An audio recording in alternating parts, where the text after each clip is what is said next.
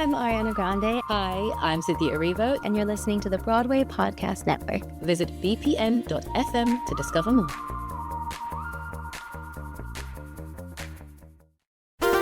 There's a cat over here. There's a cat over there. And the wrong one died. And the wrong one died.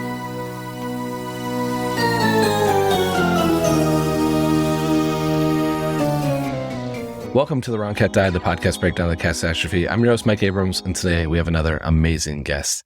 He is one of the best theater content creators out there on TikTok and Instagram and everywhere else, and he has performed in all kinds of shows over the years. He's gone viral many times, more times than I can count, and he has told me he has some very hot takes on cats. So he's better known as the Broadway Bob. So welcome, Bob Bullen, and thank you for joining me. Thank you so much, Mike. I'm so glad to be here. I'm excited to have you. I know we've chatted for a while now about having you come on, and I know it's been, you've been in shows and it's been crazy and chaotic, but I'm excited to hear your takes. But I always like to start at the beginning. So start me at the beginning of your Cats history. When was the first time you saw the show? What was your first experience with Cats? Well, Cats is one of those shows that made me fall in love with theater. It was the first show that I ever saw as a kid. That's the one that I remember. We did go see a few at our home civic theater, but we went to the Broadway. We went to the Winter Garden. It was 1989. And we saw, none of the original cast was in it, but Laurie Beachman was Grisabella. And, it was a show that just basically, like, my eyes just exploded out of my head. And I was like, what the hell is this? Yeah. And I love Cats because of that. It's my first seminal theatrical memory. So how old were you when you saw it first time? Were you like young, or? I was like 10, 11. Okay. Yeah. So not old enough to understand all the chaos that the show's about. Right. I understood it at a level, which is why the show was so brilliant in my mind, because like a kid is like, ooh, that's fun. And then the adults who are actually paying attention to what the show's about, which we'll talk about, will get something else out of it. So it entertains at all levels. But yeah, I was just dazzled by the lights and the dancing and I remember there was a moment where at intermission, the kids could go up and sit on old Deuteronomy's lap like Santa Claus. And I stood on stage to get him sit on his lap, and then I got too scared and didn't do it. Oh, I thought you were going to say you got cut in line, like there's just at the end, but no, you got too scared. I got too scared. I got too nervous, and I just... You didn't want to be the sacrifice. No, I didn't want to go up there. I didn't know if that was part of the story, actually. Yeah. But yeah, I didn't want to be sacrificed. Wow, you were, and this is, I find it fascinating too, because that happens. And when I saw it the first time, they were still doing that, but everyone was going up to take their selfie with them. It's like such modern social media version. But in 89, you're going up to just see him and say hi. Like there isn't this like Polaroid camera version of this. Yeah. I don't even think we had a camera. I remember when we were sitting on stage waiting to go on his lap, we turned around and we could see the band in the wings. And and my memory, I don't know if this is true, but my memory is that they were like dressed in like garbage or something. Like really? they were hidden in I don't know. Maybe my 9-10-year-old mind made that up, but that's what I remember. I love that. I mean, I would hope they do a really good job of making everything feel like you're in the junkyard. And from what I heard of everything at the Winter Garden, that was critical piece of it. So there could have been like the band, they are in the junkyard with you. Yeah. Yeah. I mean, it was just like, I remember when they pulled the wall down to reveal Growl Tiger's last stand, which I've seen many productions of this show. Let's just say that I've seen the original Broadway. I've seen the tour. I saw the Inflatable Sets tour twice. I've seen a community theater production and a production at a small storefront theater in Chicago. Where in that production, the gal who played Grisabella, it was in this tiny little theater that like the front door was walking out into the street, and there was like the L train was going outside, but it was a winter storm that was happening during the afternoon that we saw this performance. And the gal playing Grisabella had to stand outside to wait to get in for her first entrance to sing her first iteration of Memory. And when she walked inside, she was covered in snow. It was so poetic. I was gonna say, it's very on brand, like this. She's returning to the junkyard for real. Right. So So I've seen all the shows, but like I think I'm always trying to catch that magic that I felt as a kid, trying to find it again. And sometimes I do, but it was one of those shows. The newer version from Andy Blankenbuehler, or have you mostly seen the original? I saw the tour. Yeah. So you saw the most recent tour. I did. Amazing. Yeah. And you've not done it yet. Is it a dream to do it? If I could play Grisabella, because I can't dance, which I think is part and parcel to the show. There's no touching. I can barely even touch my toes. So I think it's a matter of ability versus want or desire. Okay. To do it. Okay. As I say, you got to be a mover, and maybe there's like I think everyone dances though, because I'm like, oh, you could just do Buster for Jones, but it's like, no, right. Buster for Jones still does Gus and dances in the beginning. Listen, if Betty Buckley could play it, not a dancer, I think I could play it. Yeah.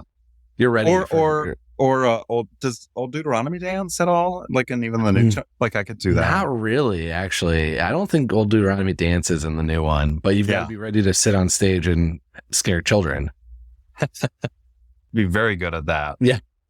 So you've seen all different iterations of it, and it's all been kind of a core foundation of you getting into theater. Yeah. And so what was the next show you remember seeing after Cats? It was the prerequisites that we all saw at our age. It was Cats, then Phantom, then Les Mis, then Miss Saigon. Those were the ones that we saw.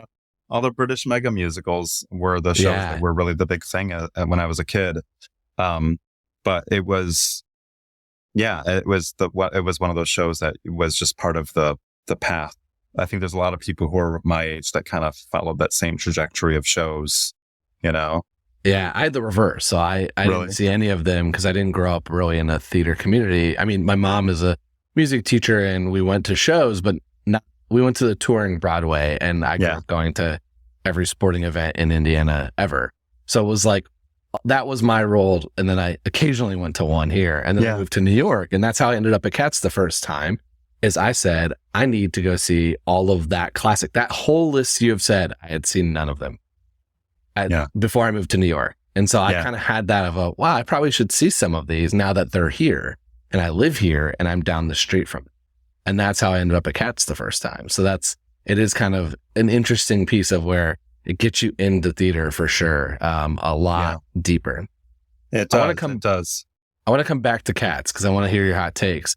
But before we do that, I want to hear how you got into the content creation, because you have a lot of fun on TikTok, and you have had some things go viral and some things that, depending on when you're listening to this, that have been recently viral and have been viral in the past. And you've had a lot of fun with it. But how did you kind of end up into this world of amassing your following?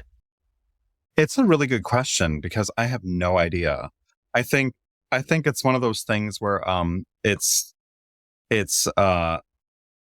timing. I think I joined TikTok right like at the beginning of the pandemic when everyone was getting onto it, and there really wasn't theater talk at that point. It was like me and a few other people who are still on there. And I think that people were scrambling to find some way to engage with a thing that was just taken away from all of us, And so I just happened to just like I barely even knew what TikTok was when I did my first TikTok, like probably most people, but it was still like relatively new. And all of a sudden I was finding myself connecting with all these people, and some of them people that I've like looked up to and respected for a long time were all of a sudden following me and engaging with me because they're all home and bored. Right. Yeah. And that just kind of happened. So I think I hit the timing, in a way. And also, I think it's just being, honest and yourself. And I think also it sounds kind of gross, but finding a niche. TikTok has a hard time, finding like you're beholden to the algorithm, which everyone talks about. And you can have the most amazing content, but people aren't seeing it because TikTok doesn't know who your audience is. So if you can really niche yourself and find a way to and talk about a specific topic, it will start pulling audiences toward you. So it's a little bit of having a clear understanding of what you represent when you go on TikTok. And I used to write about theater for like 7 years. I used to review theater and write about it in like the Huffington Post and other places. So,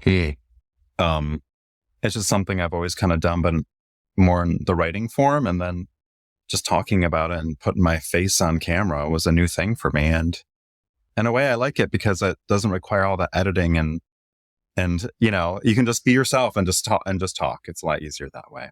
But I kind of stumbled into it in some way.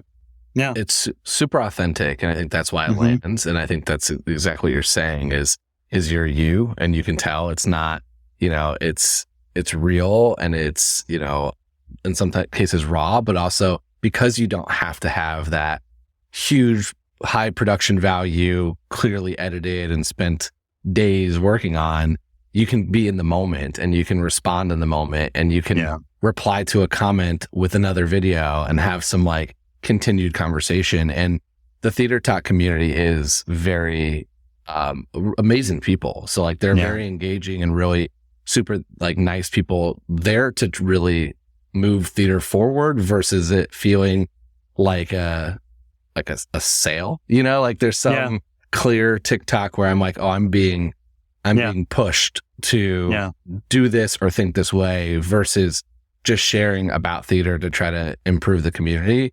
And it's a very authentic thing.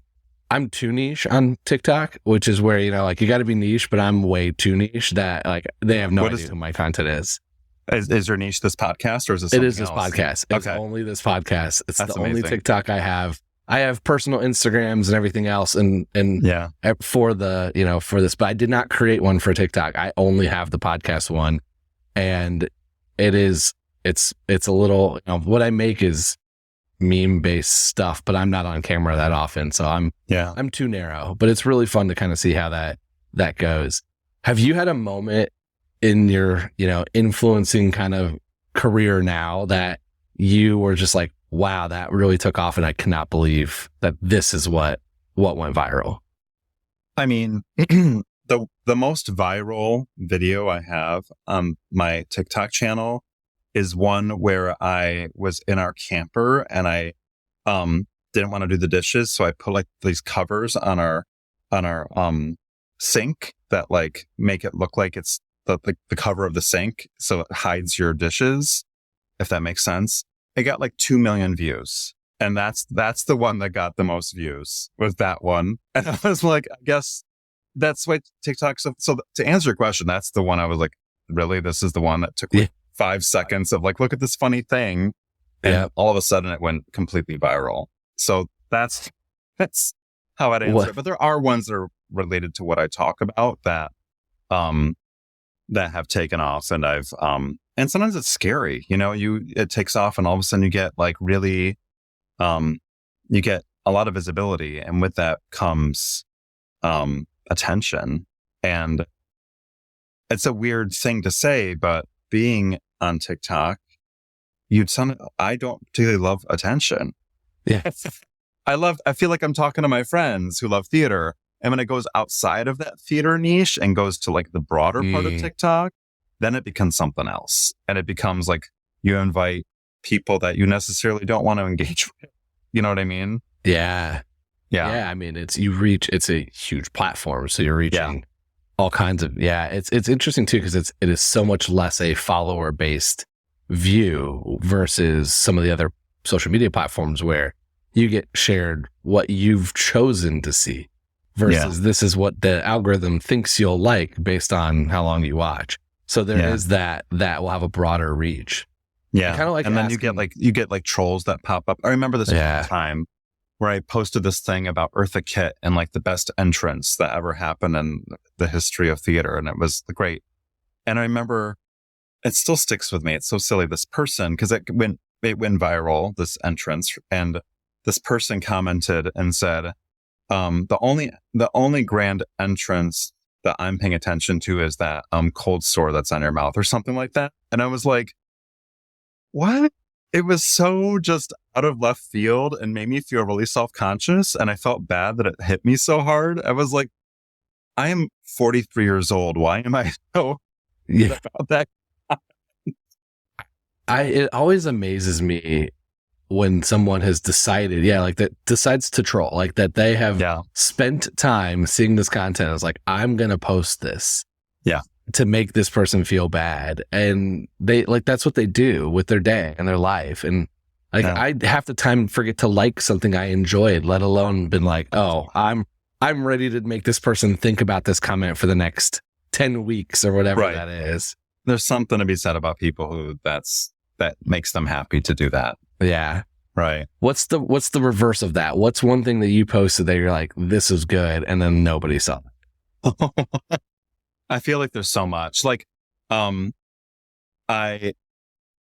love, like, one thing I love to do, it's so stupid, is I love to do these, I don't know how to describe it. They're kind of like lip syncs of Patti LuPone. Patti LuPone is my jam. She's my favorite performer. And I do these things where, like, cats. She loves cats. Oh yeah, she does. Her and Angela Weber just get along so smashingly. And I do these videos where I, like, basically, like, strip out her vocals and I sing as her. I don't even know what you call that, but I call it the lost footage Patti LuPone, the rare live recordings. And I work so hard at them, and I try to do them, and I have such a ball doing them, and no one ever. So the least views, and I don't really care. I don't really pay attention to that stuff, honestly. But I am just, it makes me laugh. Like, the thing that I work the hardest at just does not get, people just don't care, or the algorithm doesn't care, I guess. Yeah. Do you notice that there's stuff that is better on Instagram Reels than TikTok, and it's the exact same thing? Yeah, they're so weird in terms of how they gain an audience. I find I get consistent engagement on Instagram for the most part. But it doesn't really vary that much. And then I get, like, highs and lows on TikTok. Yeah. That's what I find. Have you done anything cats on TikTok? And if not, what's your grand cats plan here after this podcast? I've done some things on cats. I did something about coming back for COVID and, like, being excited to see cats.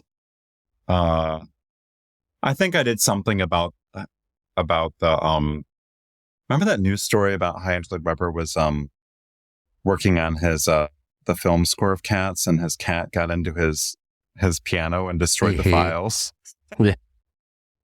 That's one of my favorite stories. I think I did something on that too. Okay. Yeah. So you got a couple in there. I do. It's it's part of my DNA. Cats is part of my DNA. We're going to take a quick break, and then we'll be back for more of The Wrong Cat Died. All right, let's pivot now to the cats conversation. Let's hear all these hot takes. What's, first, I mean, I know you've seen it, but you've seen all variations of it. So let's start with, you've got a non-theater friend. Someone's coming to your TikTok for the first time. Not the troll. You got a non-theater friend. How are you explaining cats to them? I would say that it is an exploration of humanity, but that would bore them. I would say first and foremost, it's a dance show. Okay. It's a show that, if you're going to really break it down, I think people seem to forget that it's more than just a musical. It's a dance review in a lot of ways. The dance is integral. Gillian Lynn's choreography, in my mind, is just as integral as the music, and the staging. So it's a dance show about cats. I mean, what more? Like, I'm not going to lie. That's what it is. They introduce themselves, and then one of them flies up into the sky, and you got to go for the ride. And I think the thing that is disheartening is most people know Cats based on the 2019 movie. Oh yeah. And they've kind of written it off, but I've been like, you gotta see, I want to take them back in time and have them watch the version of the Winter Garden. They'll be like, oh, I get it now. That's Cats, or the tour that's going around. But long-winded way of saying to your answer, I would tell a friend who has an interest in theater but doesn't know what Cats is. It's a singing and dancing show with a lot of great dancing about cats in a junkyard. And that's it. Don't worry about plot. Just watch the dance. No plot. And there enjoy. is a beautiful, and if I want to get really serious, to me, Cats is about, and I think even Betty Buckley described it this way. And I know that she has she's very, and I say this with all my love because I love her, she's very woo-woo about things. And she described it, and I'm like, I kind of agree with that. It's about presenting archetypes of human nature in the show, and how they and kind of the progression of humanity through their archetypes, and at the end kind of the divine kind of rebirth at the end of it. And I think there's something in there. I'm not smart enough. There's something in it that's profound, that I think Cats is more than just what we even might think it is. I think it has a message in it. Yeah, I love that, because I think that I agree with it completely. I also, though, part of me thinks there's no way that in the 80s they were thinking that deep about this. They were just sitting there probably on drugs, being like, let's do a show about cats where we're going to have great dancing. But you're right. And I've told a lot of people, I think the reason so many people find a deep meaning and relationship to the show is there is likely one cat that is extremely relatable to you as a human. Like, there's one personality type or that architecture that Betty was mentioning that is you, and that you can kind of relate to. And because you can relate to that, you can see how they interact with their family and their peers, and you can kind of feel community. And then sometimes if you don't feel that community outside of the theater or just in general in life, seeing that can give you that community that you can feel. And I think there's a big set of fans that have that or saw that at an early age from the show and realize, like, hey, I can, like, this is how I can have this. And just because this person is different than this person is different than this person doesn't mean that they can't all be one big happy family at the end. Yeah. And I think that has always resonated really well with me. But it's also beautiful. I don't think that they thought about that. Like, it's so fun to, like, it's a world that was built, but there's no way in the 80s they were like, we're going to make sure everyone relates to these people. They were probably there going, let's, like, my first joke about the show, which is not anywhere on the podcast, was like, I imagined how he pitched it, and I saw the X Factor version of the show as was my interpretation. And it was like, that was the Cats was the punchline of, like, here's how we're going to make it different from American Idol and different from all these other shows. Is like, we're just going to dress them up as cats. Mm-hmm. And I think that that's kind of what went through their heads of, like, oh, we got these cool poems, but no, like, let's go all in on cats the same way we're going to go all in on trains. And we're going to go all in on all kinds of other stuff that he did in the 80s. But it has this weird world that it built that if you really can, like, I can have 150 episodes about this show, breaking down characters and assessing their relationships and everything because of that world that was built. But I just don't think that much thought went into it. You're probably right. I mean, a broken clock is right twice a day or something. Like, they threw a bunch of stuff at the wall, and for some reason it magically stuck. And I think, if there's meaning there that wasn't intended, it's still meaningful. It is. I think that's what's great about it, though. And that's why I've yet to meet somebody, and I'll challenge, it's nobody who's listening to this, but I've challenged everyone who has learned that I do this podcast, and I've said, and they say, oh, I hate cats. And I go, why? Give me, like, your reason why. And they're just like, oh, I didn't like it. But nobody has a real reason. No one can articulate why they hated it. Everyone can articulate why they loved it. And I think that that's a really interesting part of this show is there are plenty of shows I've watched, and I will not put them on blast, having been to a lot of theater since I moved to New York, that I can say, I can tell you exactly what of this show I did not enjoy. And this is why this didn't work for me. And this is why this wasn't there. I don't find that in Cats. It's just weird. And that is what people don't like, potentially. Mm-hmm. But there isn't that, like, it's still beautiful dancing. It's still really great singing. The set is incredible.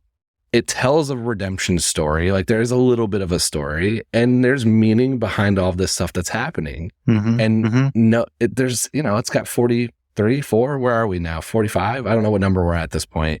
Years of proof that it works. Yeah, it doesn't need to defend itself. It already knows that it's successful. And I think it's also was helpful too. And you've, like, just from a very basic perspective, it appeals to a global audience because you don't have to know how to speak English to understand what's going on that stage. It tells the story itself. So I think the fact that it's global in nature really gives it standing power too. So in a lot of ways, they were smart with, like, creating kind of a plotless musical that you could follow pretty easily just by looking at, what's happening on the stage. Yeah. Yeah, the first time I saw it was a very international audience, which is, I felt the same way of like, yeah, the kids can get it. If you don't speak English, you can get it. Yeah. I really want to see it in German. And I know that it exists in Vienna, that they do I that. saw it in Stuttgart when I lived in Germany in 2002. Yeah. And it was a Broadway recreation. It was a great production. That is amazing. All right. Yeah. What are some of your hot takes on the cats, like the characters? Like, who do you love? Who do you hate? Who are you like disagreeing with? Like, where are you with the actual cats? Let's see. You know, I think that Macavity is, I think they've made too much about Macavity. They need to stop being obsessed about that dude. I don't quite know what the hell he's done, but they've made him into a thing. I think he needs to go to a therapist. I think that Skimble Shanks is hot. Very sexy. I like a train moment, especially in the movie. That was the one thing in the movie that was salvageable, was Skimble Shanks. And his tap dancing.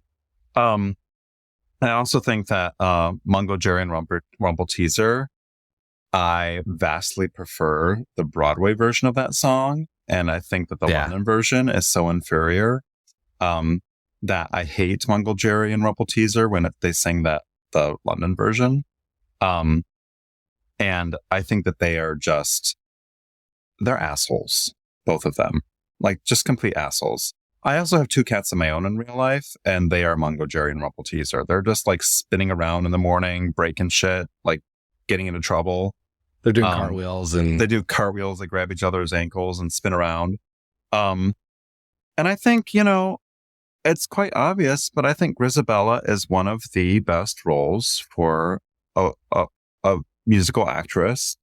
And it is one of my favorite roles on the stage.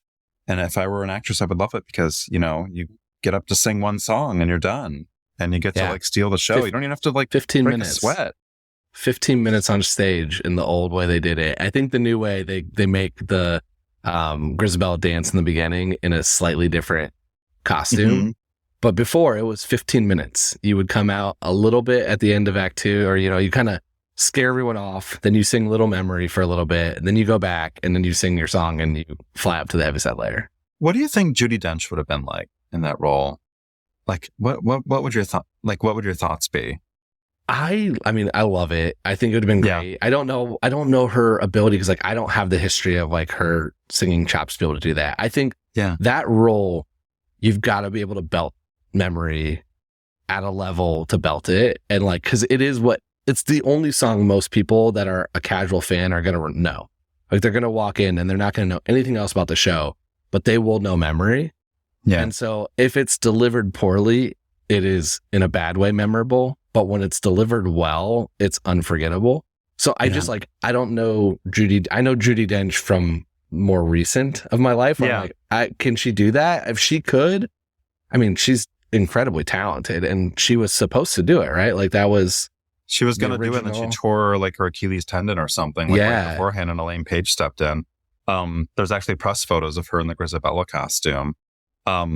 She did. I think that she would do a good job. It wouldn't be the powerhouse belting, but she did play Sally Bowles in, I think, the original London production of Cabaret, like 15 years or 20 years prior to that. So she could have surprised us all. I just was curious because it's so interesting how that role became a belting powerhouse role because of Elaine Page and the fact that she stepped in and did the team a solid. So yeah, but those are my hot takes. I love Grizabella. I think she's one of my favorites. Sometimes I feel like an outsider looking in, to quote Adira Van Hansen, and there she is, being the outsider, and she's had a past. Mm-hmm. We had a cat when we first moved into the city, and we had this really janky garden apartment. And the first night I opened the back door, and there was like this alley cat that was there that became our cat. Like, we adopted it that day. And it was our little Grizabella. She was just like, you know, she had a past. We don't know what it was. She might have been glamorous. But you welcomed her in, but you didn't sacrifice her right away. We didn't sacrifice her right away. No. Okay.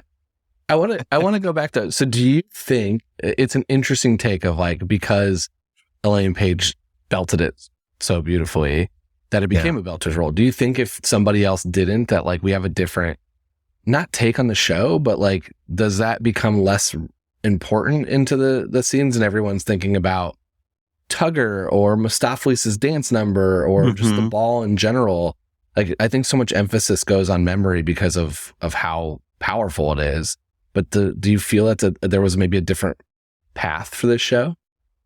I think it's hard to think about that show not being the way it is now. But I could see a world where Grizabella is more, it's not so much based on the powerhouse belt, but it's based on the Judi Dench interpretation of that song, and really giving it that heft. I mean, woman won a Golden or a Academy Award for Shakespeare in Love, and she was on screen for maybe 5 minutes. Like she can walk in and like steal a scene in her own special way. So I could see her doing that.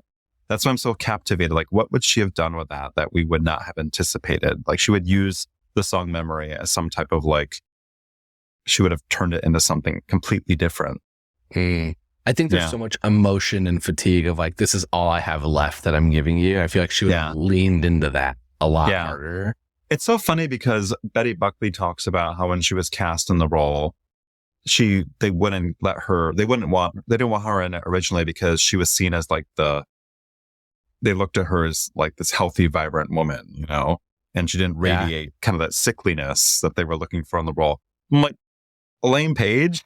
I don't see her as like, she's like bubbly and British, It completely. And I really think a lot of my like, and we'll get to the Jellicle Choice, but a lot of my argument is that I have not seen, and even Betty Buckley and Elaine Page weren't old when they did it, but I've seen like really young Grizabellas, like in their 20s. And it's really hard to be like, oh, this weathered old cat when they're 22 or, 25 or even 30.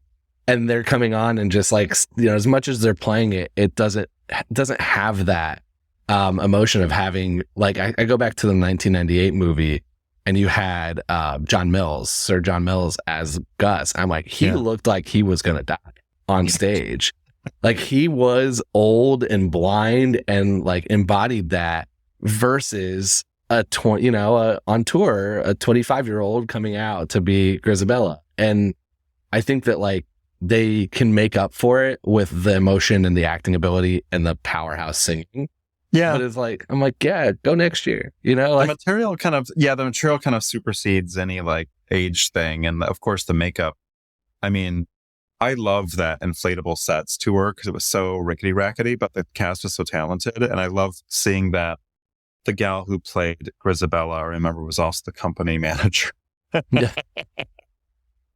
I'm like, they're keeping it lean. I digress though, but I think it's a matter of it's really contingent on having a woman who can really deliver that song, and I keep bringing up Betty, but you probably read about, she went through this whole challenge of being told she had to stop the show and she didn't know how to stop the show, but then she eventually learned how to stop the show.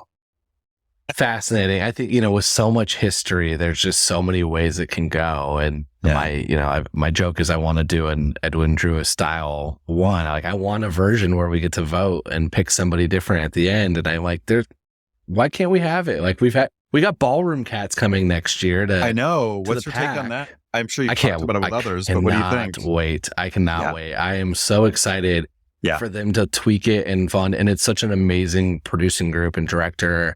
I'm hoping to do all kinds of stuff with them next year when it comes, and I will definitely be there.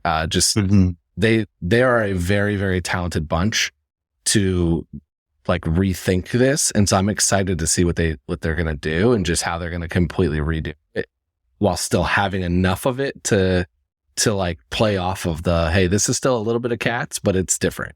I do have one other hot take of crazy. Cats. Christopher Jones is a boring song, and I will always skip it.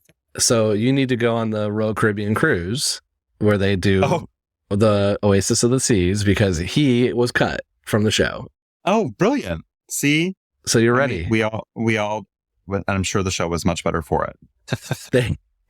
That was the cut. They needed to make it a no intermission 90-minute show, and Buster Jones was one of the cats. Just like, oh, we don't need him. Perfect. That is a hot take, but not a flaming hot take. I think a lot of people. I guess not. I think there's some consensus there. Okay, let's do some rapid fire so we can get to the real important question. I know you've kind of already answered this already, but if you could go on for one night as any cat, who would you want to perform this? Is it Grisabella still? I would think, if they were looking to cast gender blind, it would be Grisabella, but then it would also be, I think that Old Deuteronomy has some of the most beautiful music that Andrew Lloyd Webber's ever written. I think his little musical monologues are just so great. Mm-hmm. Those are my two. And I'm a baritone. So yeah.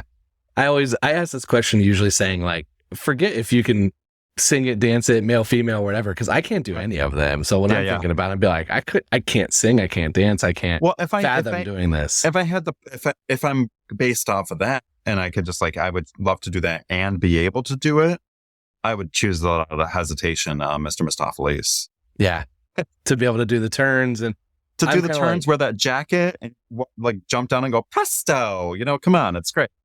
My answer for the similar reason is I think it'd be really fun to do Mungo Jerry, because it'd be fun to have that. Like, I love the non-British version as well, like the Broadway version. Then you get to do it kind of with a scene partner. You get to dance with another cat, and you get to do those cartwheels, which I can imagine if I was a child trying to attempt it with my sibling, like, which we would have hurt ourselves the same way we hurt ourselves trying to be the Three Ninjas and whatever else we saw happening on any movie we saw.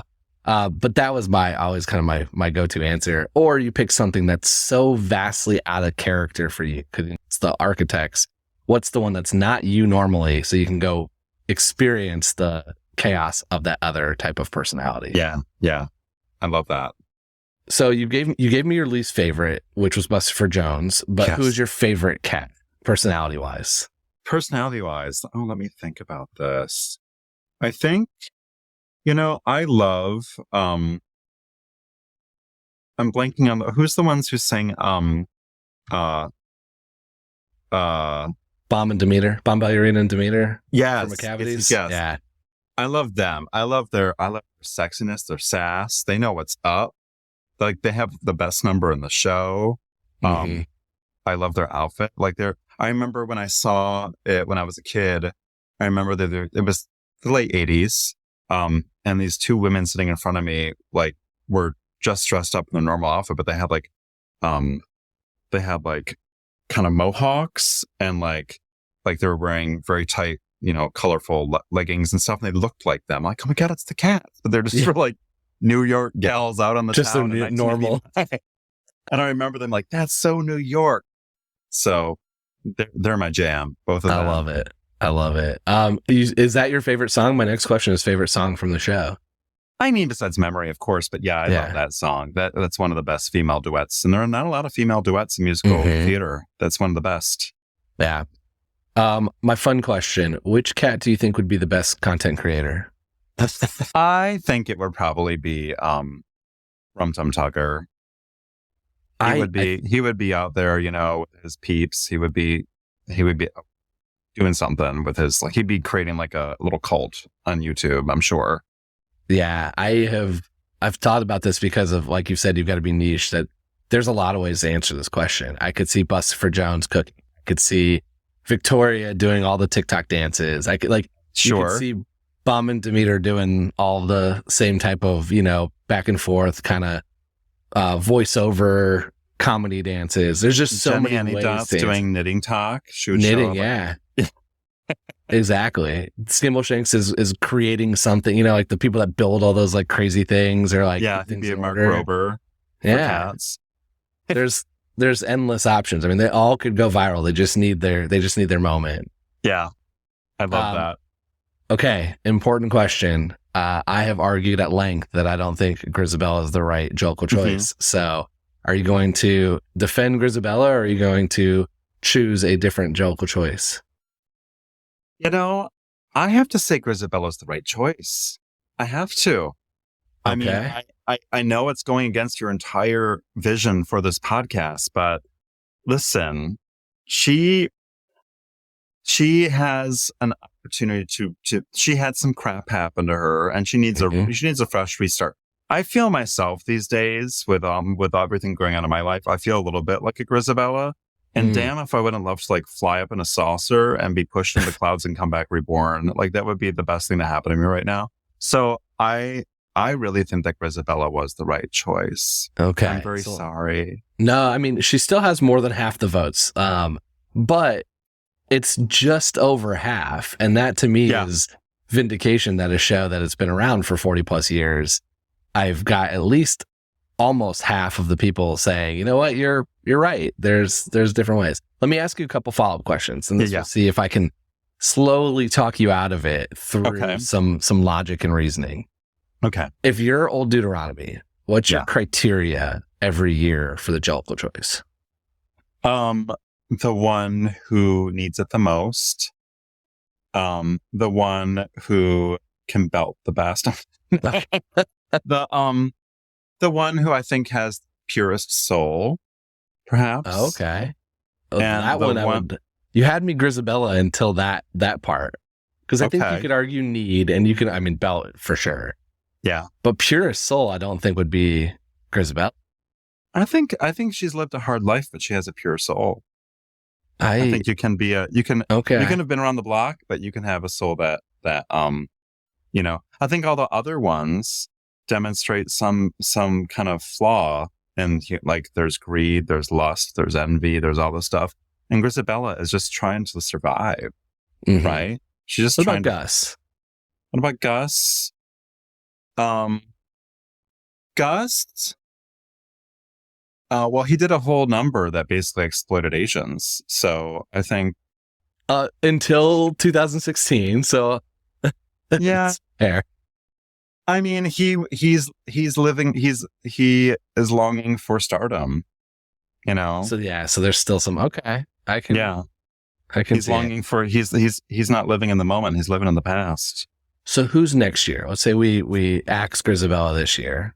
Is there somebody else coming back, or who's next? Like, how do they make next year's choice? I would say if I were to look at the list and I have a list of cats pulled up here on Wikipedia, I would think Gus would probably be the most logical next choice. I mean, he is the one that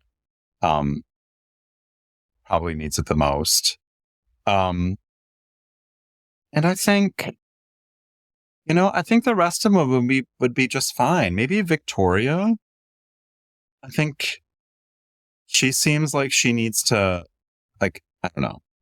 My hot take is Victoria was last year's choice, and this is her being reborn. Oh, that's I haven't heard you say that. I like that.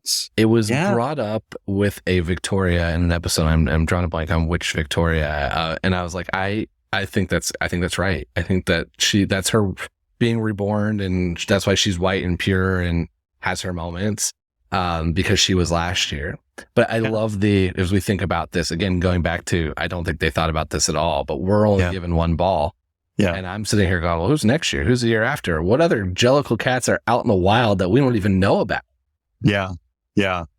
I think that there's a cat that's still out there that we don't know of. I don't think these are all the cats. Because if I were Old Deuteronomy and I'm looking at the list of people, I'd be like, y'all are jerks. You need to get your shit together. And then maybe you can consider for the hobby stuff later. Okay, so if we have a cat out there that's unnamed right now, what's that cat's name? What's your guess on these names are crazy. Snifflebottom. Snifflebottom. I love it. And what is Snifflebottom's story? Snifflebottom came from a very rich household. But then the owner passed away, and Snifflebottom found himself going from a very high and extravagant life to having to be in foster care, and had to go around to all different houses, and no one knew his real name because they never knew what his name was. And finally, he just kind of lost himself after a while because no one knew who he was because he never had a consistent owner. But for a good chunk of his life, he was living it high. I think that's his backstory. And he's really good. He's really good at hiding. He sounds like he's next year's choice. Like he's got the same rough past. He's got to come back. He's pure soul, ready to go. He's a little different than Grisabella though, because he, rather than belting his song, he mimes aggressively. Oh, mimes! I was gonna say hip hop, but we've already tried that. We've tried that in the show, and it didn't go well. Oh yeah, didn't they have that in the London revival? They had the London Tugger, but I think he doesn't have to belt. Let's give him some other, something like even more obscure for that. Maybe he yodels. I think yodeling is good. I think maybe he's really good at like just doing a lot of jumping jacks. Oh, jumping jacks. Okay. Or parkour. He's going to parkour the junkyard. Could be that. Or he's just really good at he's really good at choosing good books to read. Oh, okay. He's very well read. He's on Book Talk. It doesn't present well on a stage, but if you're looking for a good book, he will know he'll look at you and be like, "This is the book you should." He has got you ready to go for, you got to finish your Goodreads goal by the end of December, and so he's got. It doesn't make for a good musical. No, that is his magical power, and it's so powerful. We have to sacrifice that. We just can't have people reading all willy nilly around here. We've got to get this guy out. I think I need to do more cocaine to make up that story. I think that's what I need to do. There is a group on Tumblr that has a version of this, not Snifflebottom, but they either act as a cat or they create their own characters and they live real life scenarios through chatting. I've not done it. I have had interviews with people who were into it, and it sounds fascinating. It sounds way more wholesome than what I thought it was going to be when I first heard about it. Yeah. And I think Snifflebottom has a life there. I would, at first I love that they're doing that. I think that's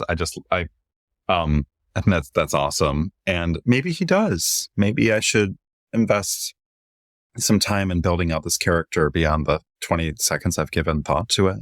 I think when this comes out, this is going to be your viral TikTok. Actually, this is going to be the one that we both make and we're like, this is it. And then no one sees it. But I will see if I can get, I know there are the one thing I've learned through this is there are some incredible Cats artists. And so if you're listening to this and you're one of those Cats artists, and I will shoot this to a few of the ones I know, let's see some Snifflebottom drawings. Like, can someone create us a Snifflebottom cat and we can have an image to go with that? I love it. I don't know where I came up with that name, but I'm actually, the more you say it, the more I'm like, yeah, that's correct. That is the correct response. I have joked about this at length, and I know it's in the poems, but Peter is my least favorite cat because you have the Rum Tum Tugger and Mr. Mistopheles and Mungo Jerry and Rumple Teaser and Peter. And I'm like, I need a Snifflebottom. Like I need something creative or crazy. I don't need Peter. I guess it's funny in our library that we have in the house, there's the T.S. Eliot Book of Poems. And I remember reading it, but I never read about Peter. Peter's in the naming of cats. And just as one of the, they have the three names. It's one of the examples. And the bus Gus in 2016 is called Peter when they dance in the ensemble. And I'm always like, they're just usually not named, or there was other names for that cat. And for some reason it was Peter in there. And the whole time I'm like, you get to do Gus, you get to do Buster for Jones, and you also have to do Peter. What's the best name that someone's come up with for that answer?